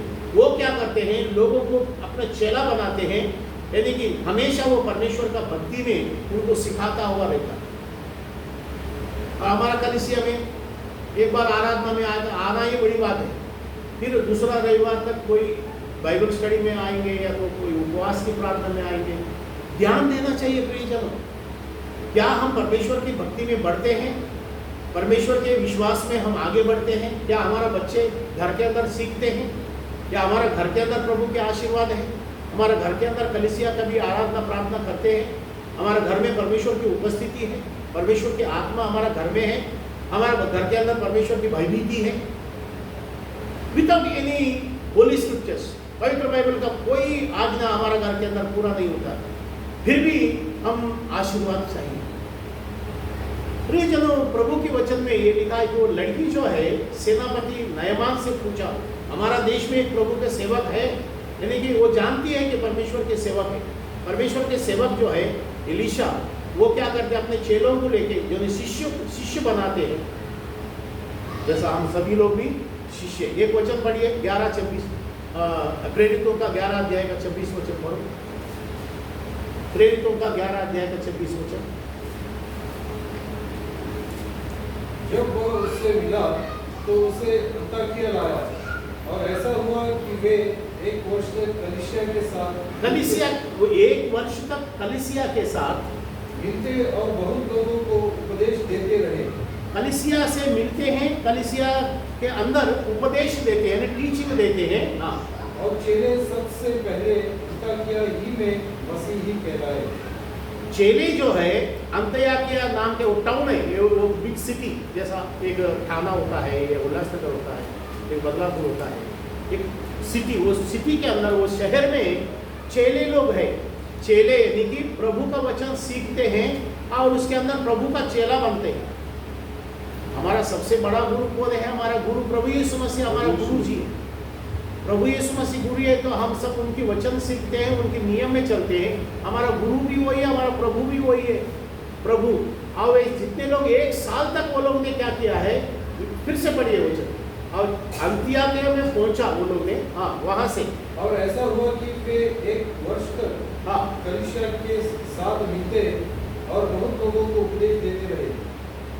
और चेले सबसे पहले अंताकिया ही में मसीह कहलाए। सुना वचन, इसलिए पढ़ाते हैं 1 साल तक वे लोग ने, यीशु प्रभु के चेलों ने, पेत्रस, याकूब, यूहन्ना, आंद्रिया, फिलिप, स्टीफन, ये पौलुस, सीलास, तीमोथी, जो भी प्रभु के सेवक लोगों ने वो जो प्रभु से सीख लिया, परमेश्वर के पास से सीखा, वो आज्ञा, वो भक्ति, वो सामर्थ्य, वो आत्मा का शक्ति जो प्राप्त किया है, और वो जो परमेश्वर के चेलों से वो लोग ने, वो कलीसिया में वो लोग 1 साल तक रह के सिखाया। कितने साल तक? 1 साल तक। लगातार 1 ईयर कंटिन्यू। वहां सीखने के बाद वो जितने लोग सीख लिया है उसको पहले बार क्या बोला? मसीह कह रहा है, मसीह है ना। दे वर कॉल्ड क्रिश्चियंस। 1 साल तक वो लोग ने वो वचन सीखते थे। 1 साल के अंदर वचन सीखते, प्रार्थना करते, संगति में आते। कितना वचन हम सीखते हैं? प्रेरितों का कृत्य 2 अध्याय 42 वचन में भी है। प्रेरितों का कृत्य 11 अध्याय 26 वचन में है। यहाँ ये लोग जो भी प्रभु की आराधना में आते हैं, वे लोग जो है वहाँ प्रभु की चेला यानी कि गुरु जैसा बताते हैं, वैसे करने वाला भक्तिमान विश्वासी लोग हैं ये लोग। उनकी घरों में आशीर्वाद है, उनकी जीवन में आशीर्वाद है, पर्सनल लाइफ में आशीर्वाद है। और उनकी कलीसिया जो है वो सच्ची आज्ञा को लेके, प्रभु की आज्ञा को लेके आराधना प्रार्थना चलाने वाला वो कलीसिया है। एक वो कलीसिया में वो नारियल का कुप्पी बेचते नहीं है, वो हैंड रुमाल बेचते नहीं है, वो राख लेके आके वो ये करो वो करो ऐसे जो पवित्र बाइबल में नहीं, वो नहीं करते हैं। न्यू टेस्टमेंट यानी नया नियम का कलीसिया के अंदर जो वो लोग किए थे वो हमको करने का प्रभु ने बताया है। तो ये जो लड़की है क्या किया है? हमारा देश में परमेश्वर के भक्त है और वो उनके पास यदि आप जाएंगे आपको वो प्रार्थना करेंगे। वो एलीशा परमेश्वर के सेवक क्या करेंगे? आपको वो प्रार्थना करेंगे। प्रार्थना करने के बाद में ये जो सर से लेके पांव तक आपको जो शरीर में बदबू आती है ना, थोड़ी बीमारी, और वो क्या करते थे बेचारा, वो सेनापति है इसलिए वो ऐसा ये कोट पीट पहनता होगा जैसा सेनापति लोग कहते हैं। सामने से दुश्मन लोग तीर मारते हैं, वो तीर आके छाती में नहीं घुसने जैसा वो लोकल का वो रहता है, जैसे बुलेट प्रूफ अभी बोलते हैं, वो बुलेट प्रूफ का जैसा रहते हैं। वो तीर मारेगा तो भी जाएगा नहीं, तो वैसा वो कवच पहनते हैं। अब कवच पहनने के बाद उसमें हवा नहीं लगता है। अभी मैं कोट पहना है, कोट क्यों पहना है? ये कि जरूरी नहीं कि कोट पहनना, कि प्रभु के सेवक को एक अच्छा मतलब एक क्लीननेस रहने के लिए पहने। और दूसरा बात एक ऑफिशियल एक्टिविटी, ऑफिस यानी कि एक साफ सुथरा, प्रभु का सेवक कोई गंदगी नहीं दिखना चाहिए, यानी गंदगी कपड़ा पहन के खड़ा नहीं रहना चाहिए। हम खुद ही गंदगी है तो लोगों को क्या सिखा सकते हैं? यानी कि वचन प्रचार करते हमारा वेश भाषा में भी, हमारी बातों में, हमारी कपड़ा पहनने में, हमारी प्रीचिंग करने में, हमारी चाल चलन में वो परमेश्वर की पवित्रता, शुद्ध और साफ सुथरा दिखाने के लिए हम ये ऑफिशियल ये कोट पहनते हैं, बाकी कुछ नहीं भी कोट पहनेगा तो भी प्रभु आशीर्वाद देगा। और दूसरा बात, प्रभु ने हमको ये बचपन से आपको ऐसा है कि मैं किधर भी जाएंगे, कोई पास्टर लोगों के सेमिनार में भी जाएंगे, किधर भी मीटिंग्स में जाएंगे, हम कोट पहन के जाते हैं तो अच्छा कपड़ा पहन के जाते हैं, ठीक है वो बात नहीं। ये जो नयमान जो है ये कोड़ी बीमारी के वजह से वो कवच जो पहनते हैं, वो बीमारी की जो खोड़ी है, बड़ा बड़ा खोड़ी आते हैं शरीर में, पीठ के ऊपर, वो खोड़ी में से वो निकलता है, क्या निकलता है? फिर निकलता है, और वो कितना भी नहाने के बाद भी वो रसा आता है बाहर। ऐसा बड़ा बीमारी किसको नहीं आना चाहिए। आना चाहिए क्या? नहीं आना चाहिए, यानी कि एक श्राप है वो। इसलिए परमेश्वर के लोगों के बीच में ऐसा कोई बीमारी आदमी नहीं होता। हर बीमारी यीशु मसीह प्रभु अपने पीठ के ऊपर उठाया है। हर रोग जो है, हर बीमारी, हर पाप, हर श्राप यीशु मसीह प्रभु मनुष्यों की, मनुष्य जाति के, यीशु मसीह प्रभु अपने पीठ के ऊपर वो श्रापग्रस्त वधस्तम उठाया है। हम प्रभु को धन्यवाद देते हैं। प्रभु यीशु मसीह हमारा पाप और श्रापों को उठाने के बावजूद वो हमारे अंदर नहीं रहना चाहिए। प्रिय, ये नयमान के जीवन में दिखता है। लड़की ने देखा, कितना भी छिपाने की कोशिश करेंगे वो छिपता नहीं है, वो बीमारी पास आता ही है। फिर वो लड़की खुद बोली, हमारा देश में प्रभु का सेवक है, उनके पास जाके मिलो। ये दलिंदर स्थिति जो है, ये बीमारी फेड़ा जो है, वो सब निकल जाएंगे, चंगा हो जाएंगे। प्रिय जन, वो लड़की बताया ये बात हम लोगों को पवित्र आत्मा क्यों बता रहे कि हम भी प्रभु यीशु मसीह के संदेश, हमारा घर के अंदर जो लोग आते हैं उनको बिठाते हैं, हम लोग चाय पिलाते हैं, प्यार से बात करते हैं, बड़ी इज्जत करते हैं, क्या कभी प्रभु के संदेश किसी को बताया आपने? सिस्टर लोग, ब्रदर लोग, कभी आप किसी को बताते हैं? आपके डिपार्टमेंट में किसको बताते हैं? उन लोगों के जीवन में ये जो परमेश्वर की पवित्रता, परमेश्वर के उद्धार, पाप की क्षमा का जीवन, अनंत काल का जीवन में पहुंचने वाले संदेश हम सबको बताना जरूरी है प्रियजन। लड़की भी बताते, हमारा देश के अंदर जाओ, ये तुम्हारा देश के अंदर ऐसा कोई प्रभु का सेवक नहीं है। कितना हिम्मत है एक लड़की को, 12-13 साल का लड़की है, वो बताने के बाद में फिर उसने पहला वो सेनापति का पत्नी को बताया, बाद में सेनापति को बताया, फिर वो लोग ने तय किया है। हम ये सारी बात जो है दूसरा राजाओं की किताब 5वां अध्याय में देखते हैं। हमको संदेश का टाइम घटाने के लिए हम ऐसा वाराली बताते हैं, पवित्र बाइबल में है। कई बार हम लोगों ने कलीसिया में पढ़ा, नहीं पढ़ा नैमान का वारे में, लेकिन आज ये इसलिए बताते हैं, फिर से याद करते हैं कि परमेश्वर ने जो आज्ञा दिया है वो आज्ञा जो है आशीर्वाद के अंदर है। ये आशीर्वाद आपको मिलना है, उसमें कंडीशन है। तुमको पाप की क्षमा पाना चाहिए, तुमको सबसे पहले क्या कंडीशन क्या है? सबसे पहले आपको सुसमाचार सुनना जरूरी है। सुनने के बाद में आपको विश्वास करना जरूरी है। विश्वास करने के बाद में पश्चाताप करना जरूरी है। पश्चाताप करने के बाद में ये कबूल करना।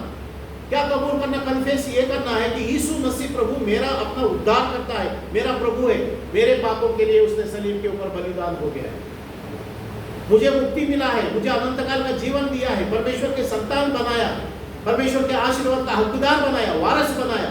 ये सारी बातें अपने मुंह से कबूल करना अवश्य है। ये संदेश छोड़ के मैं कितना भी चमत्कार, चिन्ह चमत्कार की बातें बताऊं, लेकिन मैं दिशाभूल करने वाला और ढोंगबाजी बताने वाला प्रभु के सेवक होंगे, लेकिन सच्ची में कलीसिया को प्रभु के मार्ग में चलाने वाला सेवक नहीं बन सकता प्रेम। और हम लोग भी इसी तरह से बहुत से बार ये वचन पढ़ने के बावजूद भी परमेश्वर ने क्या बताया है एलिया को? देखो, नयमान आया, नयमान आते आते ये सेवक के लिए बहुत अच्छा कपड़ा लेके आया है, सोना लेके आया है, चांदी लेके आया है, पैसा लेके आया है। अगर मैं ठीक हो जाऊंगा तो वो सेवक को गिफ्ट देने के लिए लेके आया है। लेके आने के बाद फिर वो आया है एलीशा के आंगन में, यानी कि बहुत बड़ा आंगन है उनका, कॉम्प्लेक्स है, उसमें एलीशा का प्रभु के सेवक है, एलीशा के चेले लोग जो है उसमें काम करते हैं, प्रार्थना करते हैं, आराधना करते हैं, वचन सीखते हैं। ये सब कारोबार वहां चालू है। हमारा कलीसिया में भी उस तरह से होना जरूरी है प्रियजन, उसके लिए समय देना जरूरी है। एलीशा का उस घर और उसकी चारों बाजू में आंगन में कॉम्प्लेक्स में जब आया है नयमान, नयमान ने खबर भेजा है, देखो मैं सीरिया देश से आया हूँ। कहाँ से आया है? सीरिया देश। अभी आतंकवादी लोगों का एक टाइटल है ISI, यस मतलब सीरिया। मैं सीरिया देश से आया हूँ, रथ के ऊपर आया हूँ और सेनाओं का 100 लोगों के ऊपर, 100 सेना के ऊपर मैं सेनापति हूँ। I am the commander of the army. मैं आके यहाँ खड़ा है। कौन है वो प्रभु का सेवक? हमको देख के बाहर आया नहीं है, इसके अंदर दिल के अंदर एक घमंड है। अब तुम सेवक के पास आया प्रार्थना कराने के लिए, तुमको दिल के अंदर क्या रहना चाहिए? विनम्रता रहना चाहिए, विश्वास रहना चाहिए, बड़ी प्रेम से आप आके बात करना चाहिए। गेट के पास रह के बोलते हैं हम आया है, उनको बोलो, तुम्हारा सेवक लोगों से बताता है, एलीशा का सेवक लोगों से बताता है, तुम्हारे गुरु जी को बोलो सीरिया देश से मैं आया हूँ, सेनापति हूँ मैं, मेरे को आके प्रार्थना करने को बोलो, ऐसा हाथ फिराने को बोलो, ये करने को बोलो। सब वही बताते हैं। प्रभु के सेवक को बताना चाहिए, जो वो चंगा पाने के लिए आया वही खुद ही बताते हैं। मेरे को बोलो ऐसा हाथ फिराने के लिए, मेरे सिर के ऊपर हाथ रखने को बोलो, ये सब बताते हैं। वो सेवक जो है वहाँ एलीशा का जो सेवक है वो जाके बताया, एलीशा स्वामी यानी कि मास्टर, गुरु जी, आपके पास प्रार्थना कराने के लिए सीरिया देश से एक सेनापति आया है। वो देश में से ये देश में आने के लिए वहां का राजा का परवानगी भी लेके आया, यानी कि वीजा लेके आया। वो राजा ने लिख के दिया है कि हमारा देश में से तुम जाओ, वो देश में जाओ, यरूशलेम के इजराइल देश में जाओ। ये वीजा लेके राजा का परवानगी पत्र लेके आया है। तो सेवक ने जाके उनको एलीशा को बता दिया है कि आपसे प्रार्थना करने के लिए, चंगा पाने के लिए आया है। एलीशा ने उन सेवक को बताया है, उसको बोलो। एलीशा क्या बात बताया? उसको बोलो जो आया है। कौन आया है? नयमान, कमांडर ऑफ द आर्मी। उसको बोलो वहां से, मेरे पास आने की जरूरत नहीं, वहां से जिधर खड़ा है गेट के पास, वहां से योर्धान नदी में जाओ। कहाँ जाओ? योर्धान नदी में जाके 7 बार डुबकी मारो, पानी में 7 बार डुबकी मारो। 7 बार डुबकी मारने के बाद तुम वो जो सर से लेके पाँव तक जो सफेद थोड़ी बीमारी है ठीक हो जाएगी। और उनको गुस्सा आया, हाँ मैं इतना बड़ा सेवक आया हूँ, सीरिया देश का मैं सेनापति हूँ, और मैं इधर आया तो मुझे कम से कम आके आंखों से देखने के लिए भी नहीं आया। अरे मैं जब जाता हूँ तो घोड़े के ऊपर युद्ध मैदान में से जब मैं हासिल करी, मैं युद्ध में लोगों को हरा के, सामने वाला दुश्मन लोगों को मैं हरा के जब युद्ध घोषित करते हुए, यानी कि विजय घोषित करते हुए, युद्ध जीतते हुए जब हम युद्ध मैदान में से हमारा देश में जाते हैं, राजा लोग हमको बख्शीश देने के लिए बैंड बाजा ये वो, हमारे लिए हार पहनाने के लिए हीरा जवाहर बख्शीश देने के लिए इतना हमारे लिए हंगामा करते हैं, हमारा स्वागत करते हैं। ये तो कम से कम आके आंखों से देखा भी नहीं है तुम्हारा गुरु जी, क्या गुरु जी है तुम्हारा? ऐसा बोल के तुम्हारा योर्धान नदी में भी नहीं जाने का मेरे को, और तुम्हारा 7 बार डुबकी भी नहीं मारने का, हम चला मेरा देश में। सेवक ने पूछा क्यों साहब, क्यों चले जाते हैं? योर्धान नदी में जाके आप चंगाई होने के लिए 7 बार डुबकी मार के जाओ, वाला चंगा हो जाएंगे। उसने क्या जवाब दिया है? इस तरह का नदी जो है हमारा देश में बहुत पड़ी, हमारा देश में बहुत नदी पड़ी है। नदी में जाके डुबकी मारना, मैं मेरा घर से नदी में बाजू में जाके डुबकी मारते थे। चले गए, वहां जाने के बाद फिर से वो परमेश्वर के लोगों में से जो लड़की उनको बताया तो वो लड़की फिर से पूछा, आप गए हैं, प्रार्थना किया? हमारे देश के सेवक लोगों ने प्रार्थना करते हैं जो भी आएंगे, आप प्रार्थना करने को बोला। लड़की पूछ रही थी, वो सेनापति ने क्या बताया? क्या तुम्हारा देश का सेवक है? वो मेरे पास आया भी नहीं, कम से कम मेरे को देखने को भी नहीं आए। मेरे शरीर के अंदर कितना ये बॉडी है, पूरा शरीर में मेरा बास आता है, मेरा तकलीफ, मेरे दर्द, मेरे पीड़ा को उसने देखने को भी नहीं आए। सीधा बोलता है योर्धान नदी में जाके 7 बार डुबकी मारो बोला। हम चले आए, बोले हमको नहीं मानता है, नदी तो इधर पानी बहुत है, इधर भी डुबकी मार सकते हो। फिर वहां क्या हुआ? वो लड़की बताया, देखो मेरे मालिक, यदि वो परमेश्वर के सेवक आपको बोलते थे एक बैल का बलि दे दो, तुम्हारे पाप की क्षमा हो जाएगी, क्या तुम बलि नहीं देते? क्या तो इतना पैसे परमेश्वर को भेंट चढ़ा दे, दशवांश दे, क्या तू सोना चांदी नहीं देते थे? हाँ, जो भी वो मांगा देते थे। अरे जब जो भी मांगा वो आप मांगते हैं वो आप दे सकते हैं, जब देने को तैयार है, ये मुझसे तो ये इजी है, ये आसान है। जाओ योर्धान नदी में जाके डुबकी मारने के लिए, ये आसान है। ये आसान का काम क्यों नहीं किया और चंगा क्यों नहीं पाए? यहां कंडीशन रखा है, कंडीशन। ये बात हमको जानकारी करना प्रियजनों, कलीसिया के हम लोगों को आशीष पाने के लिए, हमारा परिवार में, व्यक्तिगत खुद की पर्सनल लाइफ में और हमारा कलीसिया में आशीष हमारे जीवन में पाने के लिए बहुत से किस्म का आशीष अलग अलग है। नौकरी मिलना एक आशीष है, बच्चा प्राप्त होना एक आशीष है, परिवार में शांति की जिंदगी, पत्नी और पति के बीच में शांति की जिंदगी, प्यार भरा जिंदगी और खुशी की जिंदगी, स्वर्ग की खुशी, मामूली खुशी नहीं है, दुनियादारी की खुशी अलग होती है। ये सारी जो है वो मिलने के लिए परमेश्वर का एक क्या बोलते हैं, वो कंडीशन है। उसमें कंडीशन को हिंदी में क्या बोलते हैं? एक कंडीशन को क्या बोलते हैं? नियम। नियम से आओ, डिक्शनरी मीनिंग, शर्त बोलो। शर्त नहीं, शर्त है ना, एक शर्त है आशीष पाने के लिए। परमेश्वर की ओर से आशीष हमारा जीवन में आने के लिए एक शर्त है। वो शर्त क्या है? तुम्हारी पापों के प्रायश्चित के लिए, तुम्हारे तुमने किया हुआ हर कोई पाप और श्राप के कामों के लिए वो सजा जो है यीशु मसीह प्रभु ने अपने देह के ऊपर उठाया। हालेलुया। हालेलुया। हमारा प्रभु यीशु मसीह उठाया तुमको मुक्ति देने के लिए, तुमको अनंत काल का जीवन बनाने के लिए। प्रभु यीशु मसीह तेरे बारे में, तुम्हारे लिए प्रभु यीशु मसीह जो सजा तुम उठाना चाहिए था, तेरे बदले में प्रभु यीशु मसीह ने उठाया। वो कंडीशन है, that is the condition applied. Conditions are applied. Company का एडवर्टाइजमेंट देता है, आपको मोबाइल लेना है, आपको लोन पे भी मोबाइल मिलेंगे, लोन पे मिलेंगे, इसका मतलब कंडीशंस इज अप्लाइड। वहाँ एक कंडीशन है, तुम्हारा बैंक का खाता का नंबर देना पड़ेगा उधर, तुम्हारा पेमेंट का डिटेल्स देना पड़ेगा उधर, वो जो लिखता है उसमें साइन करना पड़ेगा। तुमको आगे पूछने की जरूरत नहीं, तुम्हारा महीने का पेमेंट में से तुम्हारा पैसा कटेगा और उस अकाउंट में चले जाएगा, फिर बाद में तुमको बोलने का नहीं। इसको बोलते कंडीशनल इज अप्लाइड, राइट। तुम्हारे पापों की क्षमा होने के लिए यीशु मसीह प्रभु का पवित्र नाम से तुमको पाप की क्षमा मांगना पड़ेगा। प्रभु तूने मेरे पापों के बदले में तूने सजा उठाई।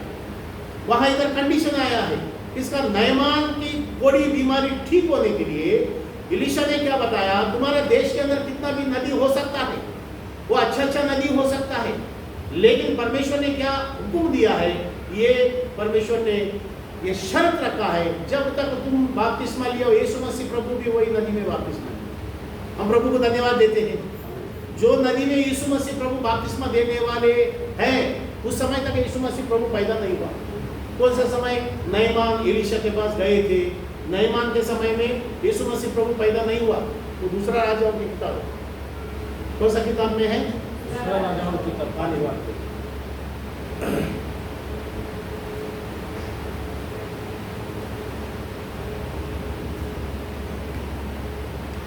दूसरा राजाओं के 5वां अध्याय में जो नयमान है, सेनापति है, एलीशा के पास गए थे, चंगा होने के लिए गए थे। तुमको ये नहीं बोलते हैं तुम घुटना टेको, तुमको ये नहीं बोलते हैं कि चिल्ला चिल्ला के प्रार्थना करो, तुमको ये नहीं बोलते हैं कि उपवास रहो, 7 दिन उपवास रह के प्रार्थना करो। सिर्फ तुमको क्या बताया गया? प्रार्थना हम करेंगे। एलीशा प्रभु परमेश्वर का सेवक बताते, प्रार्थना हम करेंगे, तुम्हारे लिए प्रार्थना करेंगे, तुम्हारा नाम लेके मैं प्रार्थना करूंगा। तुम जाके क्या करना पड़ेगा? योर्धान नदी में जाकर के क्या करना पड़ेगा बताओ? 7 बार डुबकी, 1 2 3। लड़की ने पूछा, क्या ये तो 7 बार डुबकी मारना ये आसान नहीं है क्या तुम्हारे लिए? क्या वो आसान है? एक बैल को खरीदो, वो भी बैल वो देश का होना मांगता, वो मंदिर में याजक लोगों के पास खरीदना पड़ेगा। वो बैल खरीदते थे, इतना मन सोना चांदी देना पड़ेगा, देते थे तुम्हारी बीमारी ठीक होने के लिए देते थे। क्या ये आसान नहीं है क्या? फिर उसको समझ में आया, किसको समझ में आया? नयमान को समझ में आ रही है तो आसान है। पर उसको कभी गुस्सा भी आया, हमारा देश में है ना नदी, मेरे भी पास है ना नदी, मैं अपना नदी में डूबेंगे बोले। बोला नहीं, इधर कंडीशन अप्लाई। कंडीशन क्या है? आने वाले दिनों में तुम्हारे पापों के लिए प्रायश्चित करने वाला जो यीशु मसीह प्रभु उसी योर्धान नदी में बपतिस्मा लेने वाला है, आप सबको दिखाने वाला है। आपको भी वो नमूना के अनुसार करना आपको जरूरी है। इसलिए तुम यीशु मसीह प्रभु जहां बपतिस्मा लेने वाले हैं, उसी नदी में यीशु मसीह प्रभु से पहले जाके तुम डुबकी मारना, ये आसत, ये उद्देश्य है परमेश्वर, ये बताना परमेश्वर की। This is the conditional is applied. क्या हम प्रभु के वचन में कुछ गुप्त बातें जानते हैं? जानकारी मिल रही है कि नहीं? नयमान को यह मिल रहा है कि एलीशा परमेश्वर के सेवा के जरिए जाके योर्धान नदी में 7 बार डुबकी मारना, उसके बाद तेरा बीमारी ठीक हो जाएगी। तो दोबारा आया दौड़ दौड़ के, फिर उसने जाके योर्धान नदी में 7 बार डुबकी मारी। शायद उसने पहला बार डुबकी, तीसरा बार डुबकी, 7 बार कौन मारेंगे? मैं 2-3 बार मार के एलीशा को बोलेंगे, मैं 7 बार मारा करके बोलेंगे, क्योंकि 3 ही बार मारूंगा और देखा होगा सर से लेके कोड़ी बीमारी ठीक हो गई, कोड़ी ठीक हो गया क्या? वो तो बोला था बच्चे का शरीर का जैसा होगी, छोटा बच्चे का शरीर कैसा रहता है वैसा मुलायम मुलायम हो जाएंगे। बोला 1 बार डुबकी मारा, देखा 2 बार, 3 बार, 5वां बार तक देखा, हुआ नहीं। 7वीं बार होने के बाद भी डुबकी मारने, परमेश्वर की आज्ञा का मुताबिक उसने की। हम प्रभु को धन्यवाद देते प्रियजनों। इस तरह से जब तक इसने ये जो हम अभी संदेश में आते हैं, ये खोजा नाम का जो आदमी, वो जो गाजा देश का रानी खंदाक ने उनकी कारोबार में उस देश में फाइनेंशियल मिनिस्टर होने के बावजूद भी आराधना करने के लिए कहाँ आया है? वचन में लिखा यरूशलेम में आया है। 400 किलोमीटर रथ के ऊपर सफर किया, यरूशलेम में आराधना में आए। आराधना में आने के बाद में उनको वचन कौन सा मिला? एशिया का 53वां अध्याय का वचन मिला। वही वचन पढ़ते पढ़ते आया है और वो कंडीशन के अनुसार वो वचन पढ़ रहा है। इसलिए पवित्र आत्मा परमेश्वर ने उनको बताया, फिलिप्स को बताया। फिलिप को क्या बोला? कई बार वचन पढ़ा हम लोगों ने। फिलिप्स को क्या, फिलिप्स को पवित्र स्वर्ग से आया हुआ दूत क्या बताया है? 8वां अध्याय का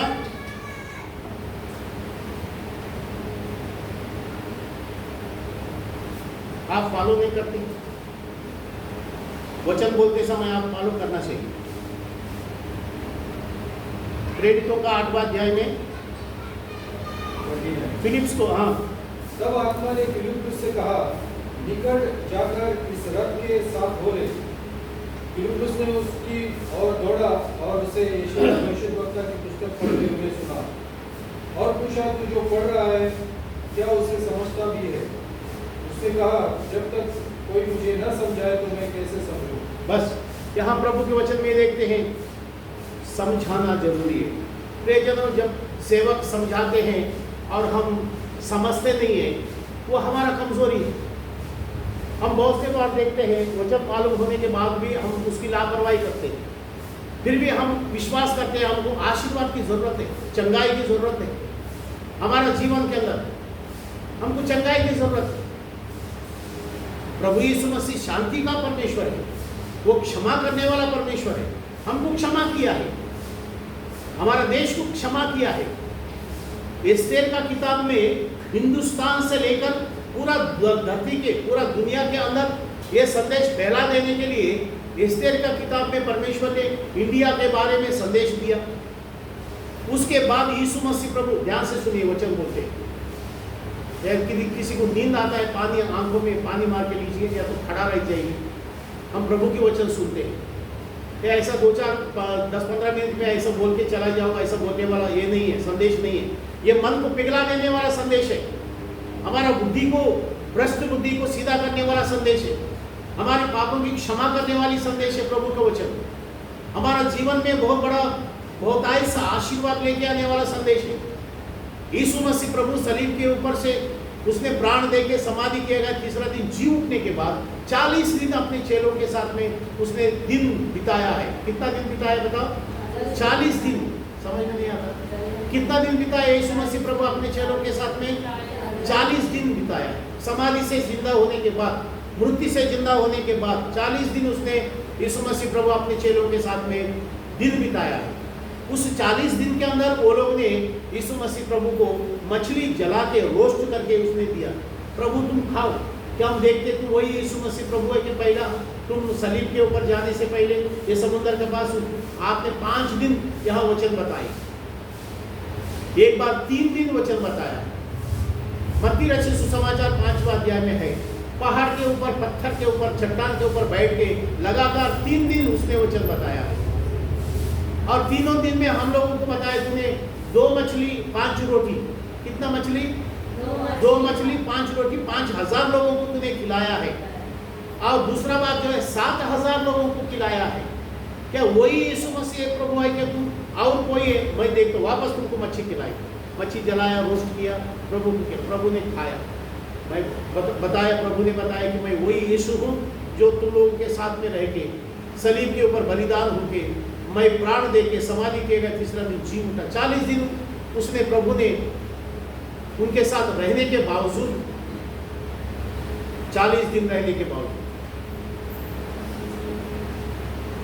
यीशु मसीह प्रभु पवित्र आत्मा से भर दिया अपने चेलों को।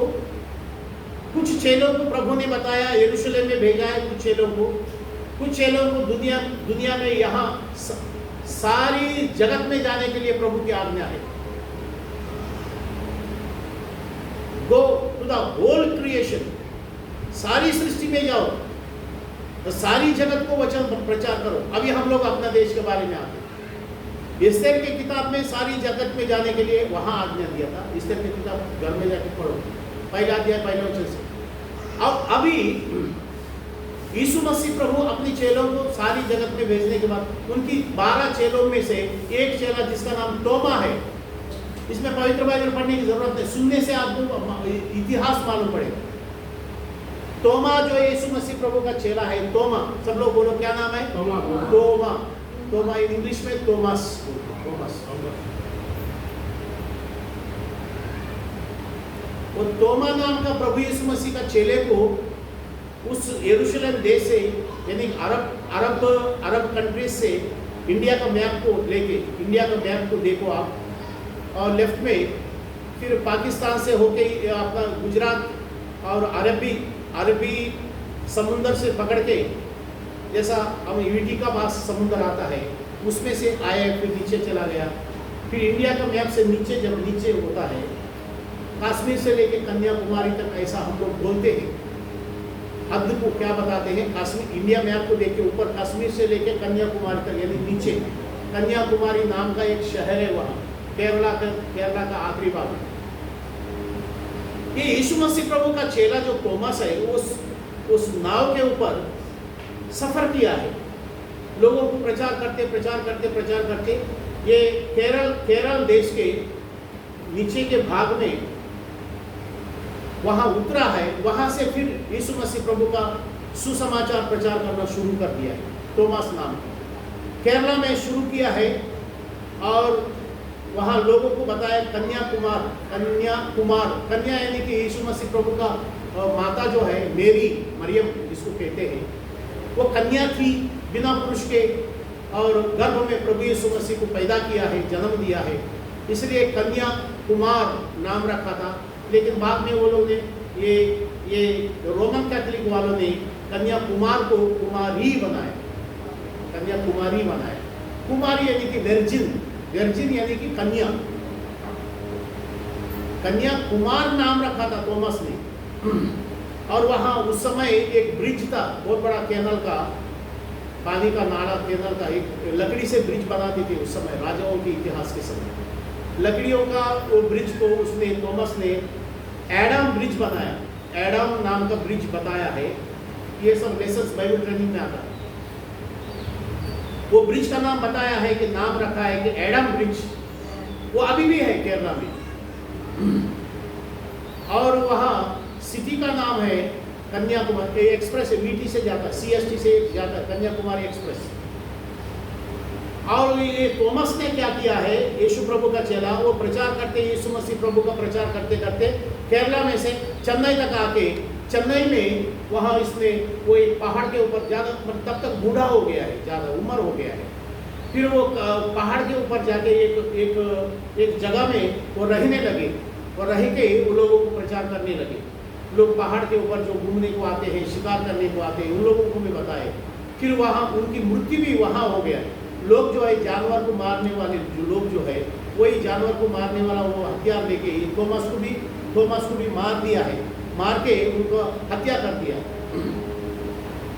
उसका इतिहास है, क्योंकि उसने यीशु मसीह प्रभु का सुसमाचार प्रचार करते हैं, इसलिए उनका खुन्नस है, उनकी गुस्सा इसलिए कि हमारे यहाँ देवी देवता घूमते जंगलों में, ये कीड़ा मकोड़ा का जैसा रूपरेखा रख करके हम पूजा करते हैं, इधर तुम जाके यीशु मसीह प्रभु का प्रचार करते हैं। वैसा शैतान जो है सुसमाचार प्रचार करते परमेश्वर के निकट आने वालों को दूर कर देने के लिए, परमेश्वर के समीप, गॉड के समीप नजदीक में आने वालों को परमेश्वर से दूर करने के लिए ये आपदघात करते हैं। शैतान भी एदेन बाग के अंदर आदम और हव्वा के बीच में परमेश्वर का यही संगति दूर करने के लिए झूठ बोल दिया है। जिस दिन तुम ये फल खाओगे, जिस दिन परमेश्वर ने मना किया हुआ ये फल तुम खाओगे, आदम हव्वा, उस दिन तुम भी परमेश्वर का जैसा बनोगे, ऐसा लिखा है पवित्र बाइबल में। लेकिन परमेश्वर ने ऐसा नहीं बोला है। शैतान आके आदम और हव्वा से ये बताया है कि जिस दिन तुम ये फल खाएंगे, जो मना किया हुआ फल, वो फल तुम खाएंगे, तुम परमेश्वर के जैसा बनोगे। इसलिए परमेश्वर ने तुमको मना किया, वो परमेश्वर के जैसा तुमको नहीं बनने के लिए परमेश्वर तुम्हारा ऊपर ऐसा वो पक्षघात करते हैं तुम खा करके देखो, परमेश्वर का जैसा तुम भी बनेगा। ऐसा करके शैतान ने सर्प रूप में आके, सर्प का जैसा आता, शैतान अपना वेश बदलती है। प्रियजनों, आज भी हम क्या सीखते हैं? परमेश्वर ने यह बताया, जिस दिन ये फल तुम खाओगे तुम मर जाएगा। इसका मतलब है परमेश्वर से संगति से तुम दूर हो जाएंगे, अलग हो जाएंगे। परमेश्वर ने एदेन बाग से अलग कर दिया उन दोनों। उसके बाद ये अनाथ बन गए, इनकी संरक्षण करने वाला कोई नहीं रहेगा। प्रियजनों, आज भी हम प्रभु की सेवा में से, प्रभु के आशीर्वाद में से, परमेश्वर की आज्ञाओं में से अलग होने का मतलब यह है, हम झूठ के ऊपर विश्वास करते हैं, हम परमेश्वर का लापरवाही करते हैं, परमेश्वर का भयभीति में आने के लिए हम बहुत बड़ा वो परमेश्वर का अपमान करते हैं।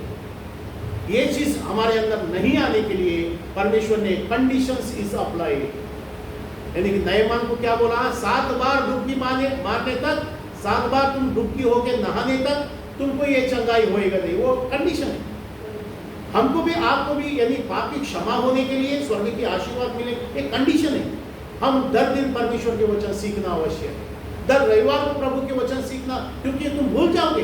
तुम मनुष्य है, तू कमजोर है, तू भुल्लक है, तुम क्या है? भूल जाते हैं। थोड़ा देर पढ़ते हैं, थोड़ा देर उसके बाद भूल जाते हैं। इसलिए आगे स्कूल में जाके जो पढ़ के भूल जाते, ट्यूशन में जाओ, फिर वापस शाम को भी पढ़ाई कर, कितना प्रयास करते हैं। इसलिए प्रियजनों, हमको भी परमेश्वर का सिखाना अवश्य है। परमेश्वर जब हमको सिखाएंगे, हम सीखेंगे, हम अपराध नहीं करेंगे, परमेश्वर से अलग नहीं होंगे और मरने तक यही काम करता रहेंगे। हर रविवार को परमेश्वर की आराधना में आशीष पाते रहेंगे। हमारा परिवार में, हमारे खुद के जीवन में और कलीसिया में ये आशीर्वाद बने रहेंगे। परमेश्वर हम सबको इस संदेश के जरिए आशीर्वाद दे। आमीन।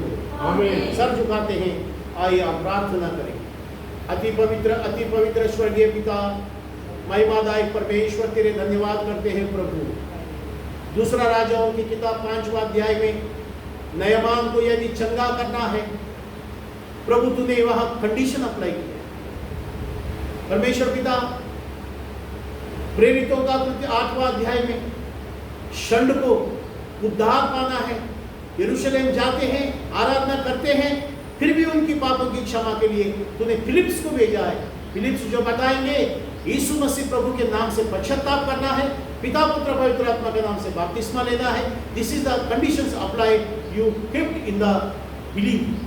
विश्वास में ये कंडीशन रखा है, यदि तुम्हारे पापों की क्षमा पाना है, तुमको सुसमाचार सुनना है, यीशु मसीह प्रभु का बलिदान को अपनाना है, और उसके बाद तुम बपतिस्मा लेके हर रविवार को तुम आराधना करना है, प्रभु भोज में शामिल होना है।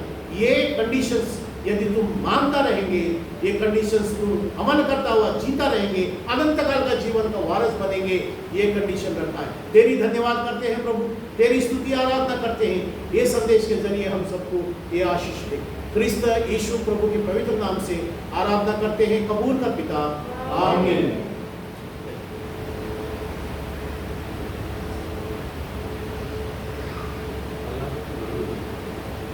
जी।